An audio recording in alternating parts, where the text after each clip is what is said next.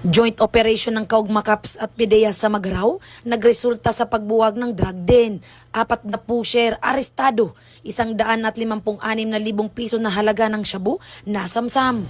Mas pinaigting ng Kaugmakaps ang kampanya kontra iligal na droga matapos mabuwag ang hinihinalang drug den at maaresto ang 4 na drug personalities sa sinagawang bypass operation bandang alas 4:30 ng hapon noong Mayo 27, 2026 sa Zone 5, Barangay San Pantaleon, Magharaw, Camarines Sur. Kinilala ang mga sospek na sina alias Mike, Marwi, Chris, Jeff na mga pawang residente ng Magharaw, Camarines Sur. Pinagsamang puwersa ng Magharaw Municipal Police Station, PDEA Provincial Unit Camarines Sur at Camarines Sur MARPSTA ang nagsagawa ng operasyon na nagresulta sa pagkasamsam ng isang sachet ng hinihinalang shabu na ginamit sa bypass kapalit ng 17,000 piso na mark money. Sa follow-up search, nadagdagan pa ang 14 na sachet ng hinihinalang shabu ang nakumpiska na may kabuang tinatayang timbang na 23 gramo at standard drug price na 156,000 at 400 piso. Isinagawa ang inventory at dokumentasyon sa mismong lugar ng operasyon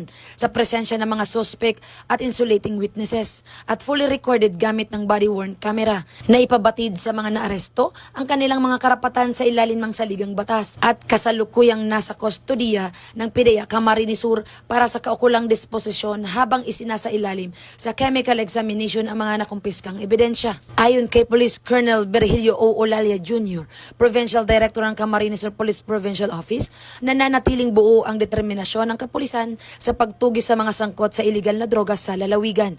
Aniya, patuloy ang mas pinaigting na operasyon at koordinasyon ng mga law enforcement agencies upang mapanatili ang kaligtasan ng komunidad.